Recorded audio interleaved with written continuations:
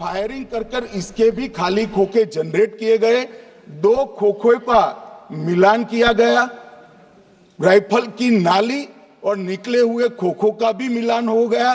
तब ये तय हो गया कि इन्हीं 3 राइफलों से हमारे निर्दोष नागरिक मारे गए। और मान्यवर, आज मैं सदन को बताते हुए बहुत खुश हूं। मोदी जी ने ऑपरेशन सिंदूर कर आतंकवादियों को जिन्होंने आतंकवादियों को भेजा था, उनके आकाओं को जमीन में मिलाने का काम किया था।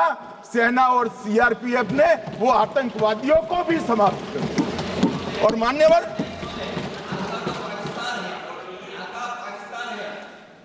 कौन पाकिस्तान से आपकी बात होती है क्या? अरे बैठ जाओ भाई।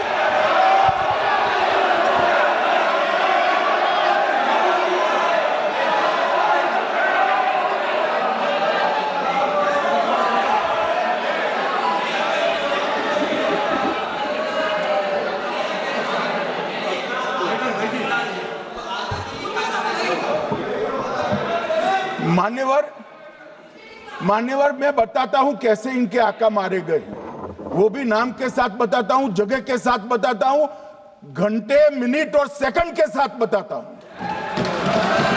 मान्यवर, मैं तो अपेक्षा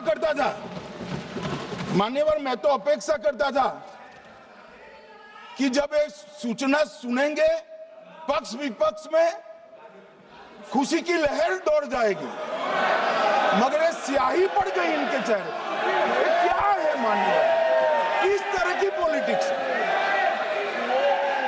भाई, आतंकवादी मारे गए, आपको इसका भी आनंद नहीं है?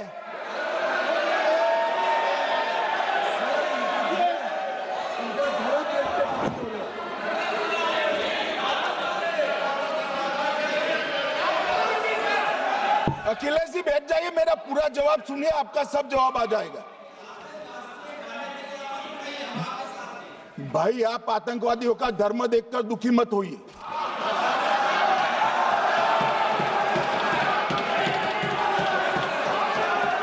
अखिलेश बैठ जाइए यार।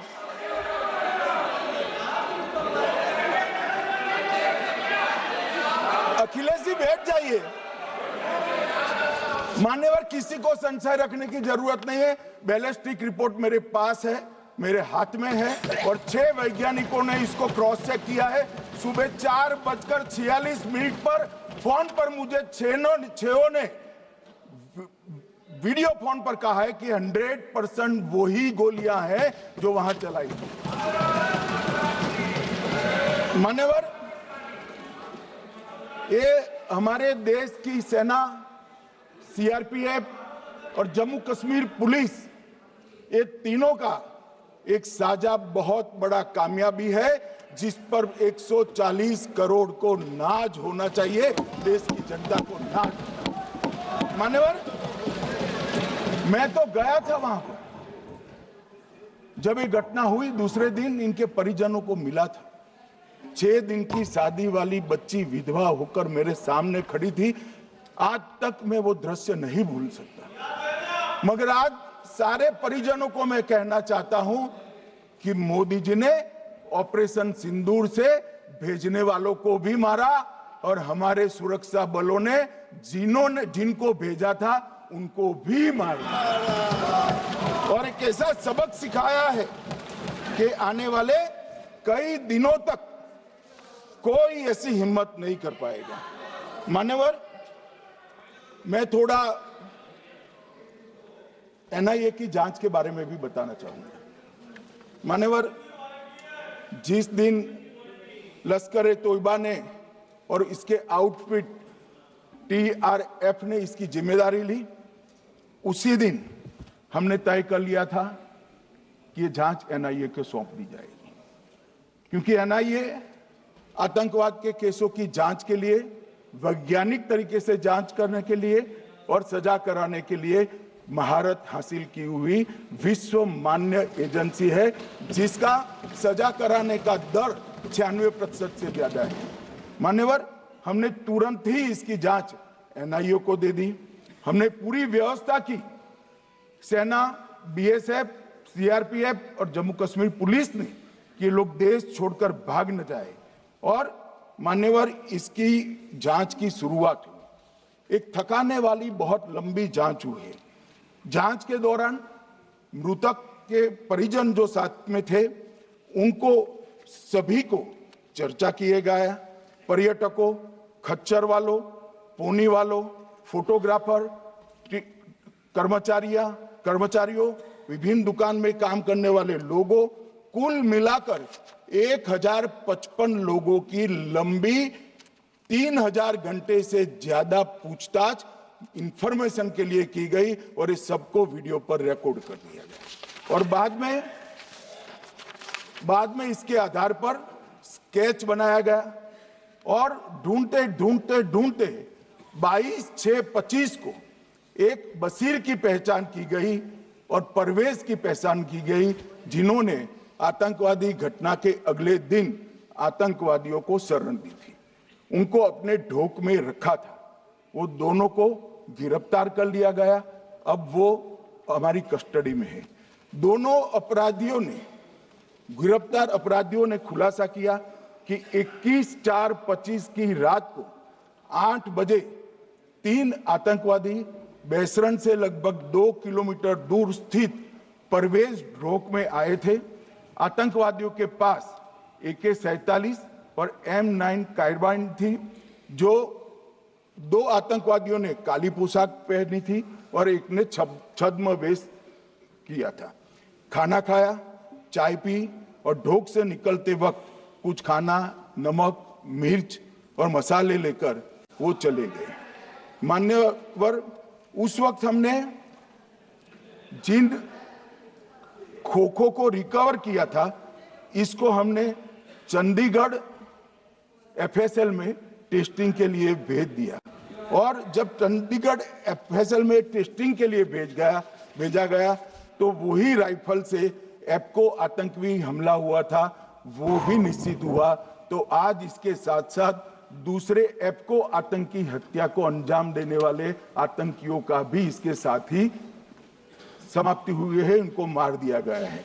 मान्यवर, और इसके बाद में स्केच बनाया गया।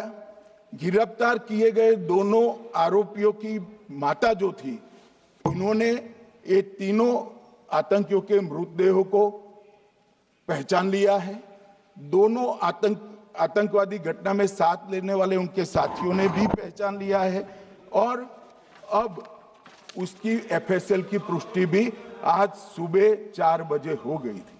अब मैं जांच का पूरा ब्यौरा बताना चाहता हूं। मान्यवर, ये हमले में 3 पाकिस्तानी आतंकवादी थे। हमले में 2 AK-47 और 1 M9 कार्बाइन का प्रयोग किया गया था। और अब जो पकड़े गए हैं, इसके सुलेमान के कारण एप्को का मामला भी आज रिजॉल्व हो रहा है और आतंकवादियों को पनाह देने वाले 2 स्थानीय लोगों को भी इस केस में पकड़ लिया गया है। अब मान्यवर, कल पूछते थे कहां से आए, कहां गए, किसकी जिम्मेदारी है। भाई, जिम्मेदारी हमारी ही है। हम सरकार में हैं, हमारी ही जिम्मेदारी। मगर मैं पूछता हूं, जब आप सरकार में थे तब क्या क्या हुआ था, इसकी जिम्मेदारी किसकी थी और क्यों निर्वहन नहीं किया, वो भी बाद में पूछूंगा। जरा धीरज से सुनना। मगर मान्यवर, मुझे एक बड़ा दुख हुआ। कल इस देश के पूर्व गृह मंत्री चिदंबरम जी ने सवाल उठाया कि क्या प्रूफ है कि ये आतंकवादी पाकिस्तान से आए। और मान्यवर, कब उठाया? जब संसद में चर्चा होने वाली थी। क्या कहना चाहते हैं चिदंबरम साहब? किसको बचाना चाहते हैं? पाकिस्तान को बचाकर आपको क्या मिलेगा? वो ये कह रहे हैं कि और क्या है, मत जवाब दो।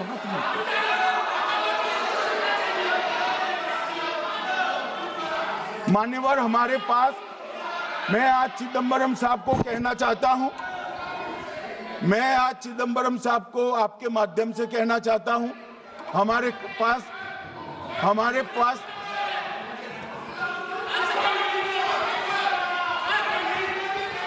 मान्यवर, हमारे पास प्रूफ है, वो भी मैं सदन के सामने रखना चाहता हूं कि तीनों पाकिस्तानी थे। 3 में से 2 के पाकिस्तान के वोटर नंबर भी आज हमारे पास उपलब्ध है। मान्यवर, ये राइफलें हैं, ये राइफलें भी हमारे पास उपलब्ध है। इनके पास से जो चॉकलेटें मिली हैं, वो चॉकलेटें ढोक में से मिली, वो भी पाकिस्तान की बनाई हुई चॉकलेट है। मान्यवर, ये कहते हैं कि पाकिस्तानी नहीं थे, इसका मतलब पूरी दुनिया के सामने इस देश का एक पूर्व गृह मंत्री पाकिस्तान को क्लीन चिट दे रहा है। और मान्यवर